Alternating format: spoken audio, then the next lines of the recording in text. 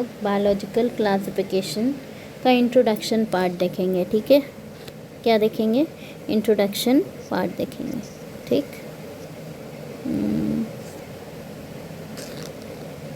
ठीक है, ठीक। तो इसमें since the dawn of civilization, जब मतलब civilization start, there have been many attempts to classify living organism. It was done instinctively, not using criteria that were scientific but born out of means. पहले क्या होता था, जो means civilisation होने के बाद जो है लोगों ने क्लासिफाई किया लिविंग ऑर्गेनिज्म को, बट वो साइंटिफिक तरीका नहीं था। वो अपने नीड के और अपने यूज़ के, है ना, नीड टू यूज़ ऑर्गेनिज्म, वो ऑर्गेनिज्म को कैसे यूज़ कर रहे हैं, तो जैसे उन्हें खाना चाहिए, हाँ, तो उसके बेसिस पे उन्होंने कर दिया। ठीक, या फिर अपने ज़रूरतों के अकॉर्डिंग जो है food, shelter, clothing means uses और नीड टू यूज़ ऑर्गेनिज्म, तो उसके बेसिस पे उन्होंने क्लासिफाई कर दिया बेस्ड ऑन द यूजेस। ठीक है, स्टार्टिंग में। बट मोर साइंटिफिक, अब आता है हमारा पहला पॉइंट कि साइंटिफिक किसने दिया, तो एरिस्टोटल ने दिया। वॉज द अर्लीस्ट, सबसे पहले क्लासिफिकेशन साइंटिफिक किसने दिया?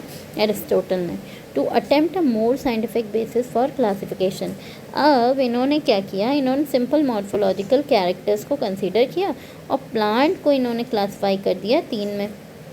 ट्री, श्रब, सब जो बचपन में हम लोग पढ़ते हैं, है ना, ट्रीज़ पढ़ते हैं, श्रब पढ़ते हैं, हर्ब्स पढ़ते हैं, तो प्लांट को उन्होंने उस बेसिस पे क्लासिफाई किया। और एनिमल को उन्होंने ऐसे ऑर्गेनिज्म जिनमें रेड ब्लड है और ऐसे ऑर्गेनिज्म जिसमें नहीं है, तो 2 में क्लासिफाई कर दिया। ठीक, क्लियर है?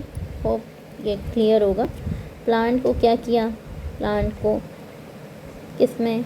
ट्रीज़, हर्ब एंड श्रब में। ट्रीज़, श्रब्स, फिर हर्ब्स। हर्ब सबसे छोटे हैं, जिनकी जो स्टेम होती है वो ग्रीन होती है ना, और बहुत छोटे होते हैं हर्ब्स। ठीक है, और एनिमल को क्या है, जिनके पास रेड ब्लड है, और एनिमल को 2 में डिवाइड किया, एक जिसमें रेड ब्लड प्रेजेंट है और एक जिसमें रेड ब्लड एब्सेंट है। रेड ब्लड ना अगर प्रेजेंट है तो उसे क्लासिफाई किया, एब्सेंट है उन्होंने बस रेड ब्लड देखा। ठीक, चलो ठीक है। अब आया, ये तो अर्लीस्ट हुए, सबसे पहले इन्होंने क्लासिफाई किया। फिर लीनियस आया। 2 किंगडम क्लासिफिकेशन किसने दिया? लीनियस ने। लीनियस ने प्लांट और एनिमेलिया किंगडम में क्लासिफाई किया। ठीक है, फिर आता है हमारा किंगडम। अब ये बहुत ज़्यादा नहीं, ठीक है, ये बहुत ज़्यादा डिटेल में क्या रीडिंग है आप लोग कर लीजिएगा। ठीक है, अब नेक्स्ट हम आते हैं इसमें 5 किंगडम क्लासिफिकेशन। लीनियस का ध्यान रखना है कि 2 किंगडम क्लासिफिकेशन है। अब 5 किंगडम क्लासिफिकेशन वो मोस्ट इम्पॉर्टेंट है, जो कि यहाँ पे मेंशन है। 5 किंगडम क्लासिफिकेशन किसने दिया है? R.H. विटेकर ने दिया है। कब दिया? 1969 में दिया है। अब इसमें क्या क्या किंगडम है ना, किंगडम में इन्होंने क्लासिफाई किया Monera, protista, fungi, Plantae, animalia. अब जैसे अब 5 किंगडम क्लासिफिकेशन क्यों आया होगा? क्योंकि जो कैर्लस लीनियस का क्लासिफिकेशन था 2 किंगडम क्लासिफिकेशन, उसमें बहुत सी मतलब हर एक ऑर्गेनिज्म जो है या तो वो प्लांट है या वो एनिमल है। अब प्लांट में वो भी आ रहा है जिसमें एनिमल में वो ऑर्गेनिज्म भी आ जा रहे हैं जिसमें सेल वॉल है, तो ऐसे, और ग्रीन, है ना, तो उसके लिए एक और अच्छा बेटर ऑप्शन था या, तो वो R.H. विटेकर ने 5 किंगडम क्लासिफिकेशन ला के उसको सॉल्व किया। ठीक है, मेन क्राइटेरिया हमें याद करना है। ठीक है, मेन क्राइटेरिया क्या क्या है R.H. विटेकर के क्लासिफिकेशन का, 5 किंगडम क्लासिफिकेशन का, वो हमें ध्यान रखना होगा। अब इसमें दिया हुआ है the main criteria for classification use by him include cell structure, body organization, mode of nutrition, reproduction, phylogenetic relationship. अगर हम बात करें सेल स्ट्रक्चर की, ठीक है, सेल स्ट्रक्चर की अगर हम बात करें, सेल स्ट्रक्चर में हम देखेंगे कि सेल टाइप है, सेल वॉल है और न्यूक्लियर मेम्ब्रेन है। सेल से रिलेटेड जो भी है हम याद कर सकते हैं। क्या क्या है? सेल टाइप है, सेल टाइप है, उसके अलावा सेल वॉल प्रेजेंट है कि नहीं ये चीज़ देखा गया। उसके अलावा न्यूक्लियर मेम्ब्रेन है या नहीं, न्यूक्लियर मेम्ब्रेन है ना, देखा गया। ठीक, अब उसके बाद आया बॉडी ऑर्गेनाइजेशन। नेक्स्ट क्राइटेरिया क्या है? Body organization. ठीक, फिर नेक्स्ट क्राइटेरिया है mode of nutrition. Mode of nutrition. Next is reproduction. फिर है फाइलोजेनेटिक रिलेशनशिप। ठीक, ये क्राइटेरिया है जो हमें याद रखना है। ठीक है, इसमें बहुत हर एक पॉइंट, हर एक लाइन इम्पॉर्टेंट नहीं है। ठीक है, एक बार रीडिंग कर लीजिएगा, आपको समझ में आएगा। मेन पॉइंट हम आपको समझा रहे हैं। ठीक है, फिर आता है 3 डोमेन सिस्टम। ठीक है, ये हो गया। अब इसको हम RH विटेकर का क्लासिफिकेशन देख लेते हैं। सबसे पहले सेल टाइप में 3 सेल, अगर हम सेल का स्ट्रक्चर कंसीडर करें तो 3 चीज़ें हैं। एक सेल का टाइप क्या है, प्रोकैरियोट है या यूकैरियोट है। तो प्रोकैरियोट हमारा मोनेरा है, तो पता है। उसके अलावा सभी जो है protista, fungi, Plantae, animalia, eukaryote है। सेल वॉल की अगर हम बात करें, सेल वॉल कहाँ पाया जाता है? सेल वॉल हमारा कहाँ प्रेजेंट होता है? मेनली प्लांट में प्रेजेंट होता है। और फंजाई में अगर प्रेजेंट है तो वो किसके साथ है? With chitin. काइटिन का सेल वॉल होता है। ठीक है, उसके अलावा प्रोटिस्टा में कुछ में, हाँ कुछ में, प्रेजेंट इन सम। और मोनेरा में नॉन सेल्यूलोजिक जो भी सेल वॉल अगर प्रेजेंट है तो वो नॉन सेल्यूलोजिक है, सेल्यूलोज की बनी नहीं है। पॉलीसेक्राइड प्लस एमिनो एसिड की बनी है, मतलब शुगर और प्रोटीन की बनी हुई है। ठीक है, और कहाँ नहीं है? एनिमेलिया में नहीं है। तो हमें क्या चीज़ ध्यान रखना है? एनिमेलिया में तो हो ही नहीं सकती, और जहाँ पे भी है तो फीचर है। प्लांटी है, उसमें तो सेल वॉल होगा ही, और किसका बना होगा? सेल्यूलोज का। बट मोनेरा में क्या होगा? वो नॉन सेल्यूलोजिक होगी। किससे बना होगा? शुगर और प्रोटीन का, मीन्स पॉलीसेक्राइड और एमिनो एसिड का। अगर फंजाई में है तो काइटिन की बनी है। प्रोटिस्टा में कुछ में पाई जा रही है। न्यूक्लियर मतलब न्यूक्लियर मेम्ब्रेन की अगर हम बात करें तो कहाँ नहीं होगा? मोनेरा में नहीं होगा, और सभी में प्रेजेंट होगा। यहाँ तक बात क्लियर हो गई।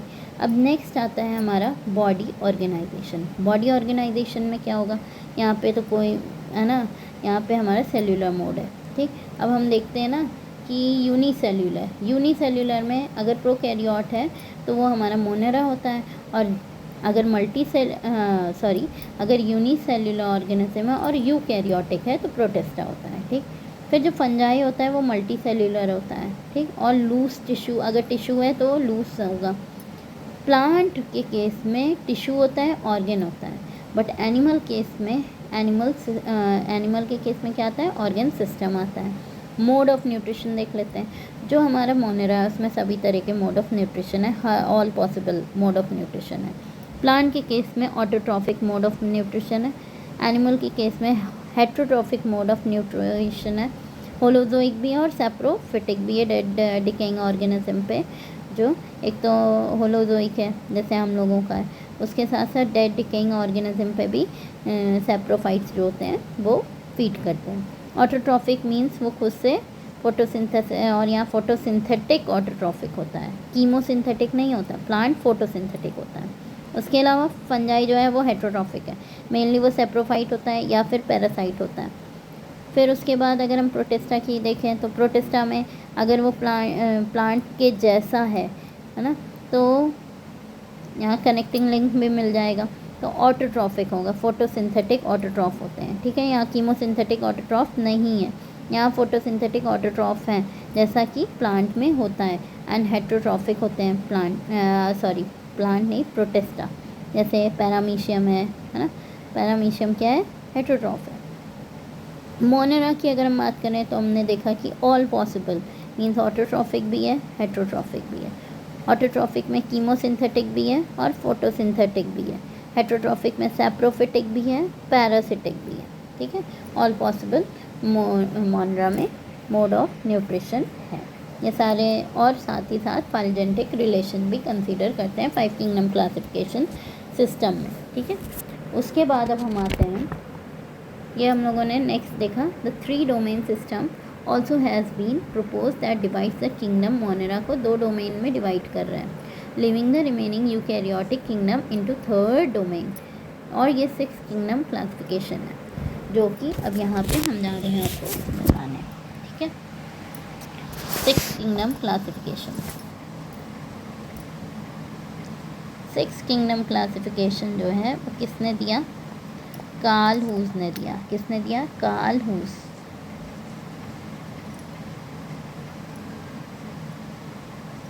इसमें 3 डोमेन सिस्टम है, ठीक, 3 डोमेन सिस्टम, ठीक। अब इसमें क्या है, जो मोनेरा है हमारा किंगडम, ठीक है, मोनेरा को, ओके, मोनेरा को, ठीक, मोनेरा को 2 डोमेन में डिवाइड कर दिया, ठीक, किसमें? Archaea and bacteria. आर्किया, इसमें 3 डोमेन है ना, तो 3 डोमेन क्या है? Archaea and bacteria. और जो यूकैरियोट है उसको किस में डिवाइड किया? यूकैरिया, ठीक है। अब ये दोनों जो है, ये डोमेन, ये किसका है? 2 kingdom, divided Monera into 2 parts ना, और यूकैरियोट जो आ रहा था उसको यूकैरिया में डिवाइड कर दिया, ठीक। तो हम कह सकते हैं जो प्रोकैरियोट्स हैं उसके 2 डोमेन हैं, ये सब डोमेन है ना, प्रोकैरियोट्स के 2 डोमेन हैं और यूकैरियोट्स के 1 है। जितने भी यूकैरियोट्स हैं वो 1 में हो गए। मोनेरा को 2 में क्लासिफाई कर दिया है, आर्किया और बैक्टीरिया, ठीक है। जो मोनेरा में हो रहा था वो यहाँ आर्किया और बैक्टीरिया में क्लासिफाई कर दिया गया। और क्या? ओके, अब यहाँ पे हम पॉइंट्स देखते हैं, ठीक है। देखिए, अर्लियर क्लासिफिकेशन में bacteria, blue green algae, fungi, mosses, fawns, gymnosperm, angiosperm, ये सभी को प्लांट्स में रख दिया गया, ठीक। प्लांट्स में सब कुछ रख दिया गया, जो फोटोसिंथेटिक है उसे भी रख दिया, नॉन फोटोसिंथेटिक है उसे भी रख दिया, है ना। फंजाई को भी उठा के प्लांट में ही रख दिया, ठीक। जो किंगडम प्रोटिस्टा है has brought together Chlamydomonas Chlorella, earlier जो कि एल्गी में था, with in plant, with paramecium और अमीबा, और जो प्रोटिस्टा में है वो क्लेमाइडोमोनास क्लोरेला के साथ अमीबा पैरामीशियम को भी रख दिया गया। और जो विटाकर किंगडम क्लासिफिकेशन है वो रिफ्लेक्ट करता है not only morphological, physiological and reproductive similarity but is also phylogenetic based on evolutionary relationship, ठीक है। मतलब है विटाकर क्लासिफिकेशन जो है वो सिर्फ मॉर्फोलॉजिकल पे नहीं, वो मतलब मॉर्फोलॉजी पे ही नहीं वो कर रहा है, यहाँ तो फाइलोजेनेटिक रिलेशनशिप भी कंसीडर करना है ना हमें। तो ये जो आर.एच. विटाकर क्लासिफिकेशन है वो मैं यहाँ पे फोकस करता है इवोल्यूशनरी रिलेशनशिप पे, ठीक है, ना कि सिर्फ मॉर्फोलॉजी देख रहा है कि outer feature, external feature consider कर रहा है, या फिजियोलॉजी देख रहा है, या रिप्रोडक्टिव सिमिलरिटीज़ देख रहा है। नो, ये इवोल्यूशनरी रिलेशनशिप को भी कंसीडर करता है। अब हम ये पॉइंट्स देख लेते हैं एनसीईआरटी में। Let us look at this 5 kingdom classification to understand the issues and considerations that influence the classification system. Earlier classification system में बैक्टीरिया, earlier classification system में क्या है? हमारा बैक्टीरिया है, इसको लेते हैं, ओके। एक बार देखते हैं क्या होता है, ठीक। earlier classification system में bacteria, no, it is not good, यही सही है, या फिर हम इसको लेते हैं, देखो, ओके, ये सही है ज़्यादा। तो bacteria, blue green algae, fungi, mosses, fern, gymnosperm, angiosperm, सब कुछ प्लांट में रख दिया.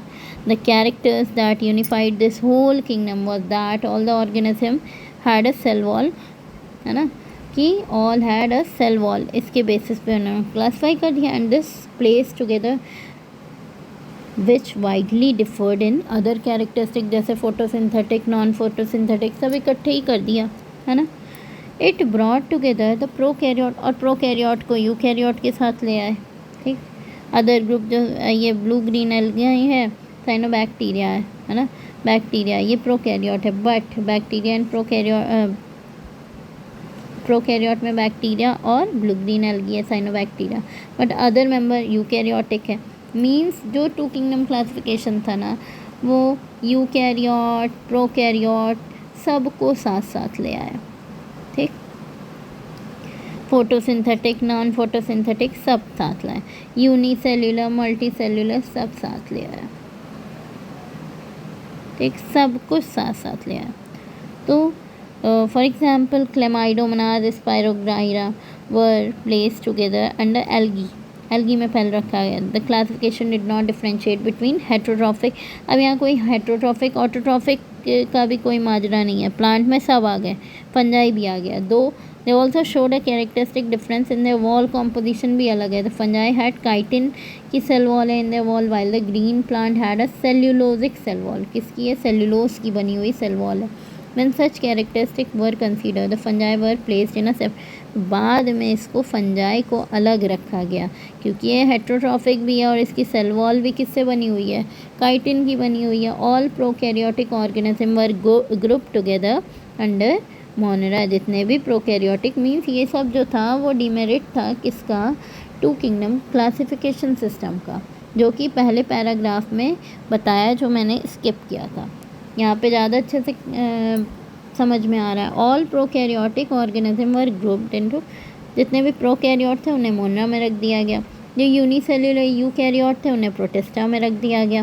Kingdom Protista has brought together Chlamydomonas, Chlorella earlier, जो कि एल्गी में रखा गया था.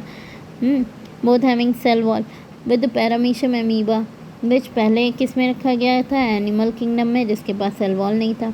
It has put together organism which in earlier classification were placed in different kingdom. ठीक है. This happened because the criteria for classification change हो गया, इसलिए ऐसा हुआ. And this kind of changes will take place future में भी होता रहेगा, depending on the improvement in our understanding of characteristic and evolutionary relationship.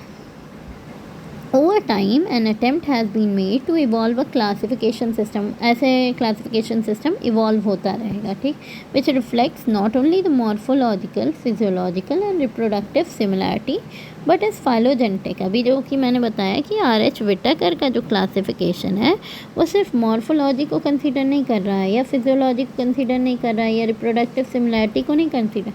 ये evolutionary relationship और physiology को भी consider फाइलोजेनेटिक रिलेशनशिप को भी कंसीडर कर रहा है.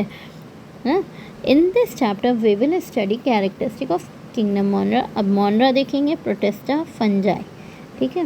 The kingdom Plantae Animalia commonly refer to as. ये अलग अलग चैप्टर में हम लोग 3 और 4 में देखेंगे. क्वेश्चन ये है हमारा चैप्टर नंबर 2 R.H. Whittaker. ठीक. इतना ये था हमारा इंट्रोडक्शन, और इससे रिलेटेड हम लोग करेंगे question.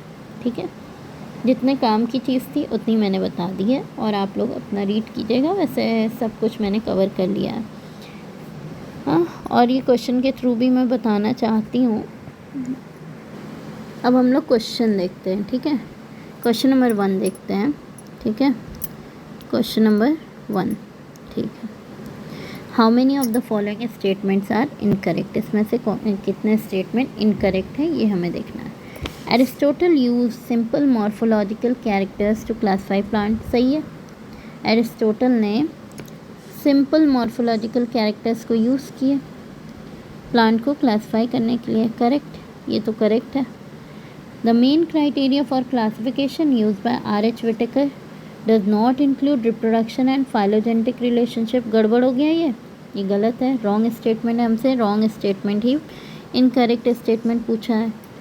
In earlier classification system, Paramecium and amoeba were placed under Protista. नहीं, प्रोटिस्टा में नहीं था, वो एनिमेलिया में था, क्योंकि इसमें सेल वॉल नहीं होती। फिर bacteria are the most abundant micro organism, ये वाला पॉइंट मोनेरा में आएगा। और हाँ, वो मोस्ट अबंडेंट माइक्रो ऑर्गेनिज्म है बैक्टीरिया। तो इसमें कितने पॉइंट्स गलत हैं, कितने स्टेटमेंट्स गलत हैं? तो 2 statement B and C are incorrect, तो आंसर क्या होगा 2। ठीक है, बस इसमें यही एक क्वेश्चन था और बहुत ज़्यादा था नहीं। ठीक है, क्राइटेरिया याद रखिए, बस इसमें क्या ध्यान रखना है बता देती हूँ। बस सबसे पहले क्या था, एरिस्टोटल का क्लासिफिकेशन, उसके बाद हम लोगों ने क्या देखा, RH विटेकर के नहीं, पहले हम लोगों ने लीनियस का देखा ना, 2 किंगडम क्लासिफिकेशन। फिर हम लोगों ने RH विटेकर के क्लासिफिकेशन देखा। फिर हम लोगों ने 3 डोमेन सिस्टम देखा, है ना, नाम नहीं दिया है, कार्ल हुस का 3 डोमेन सिस्टम देखा।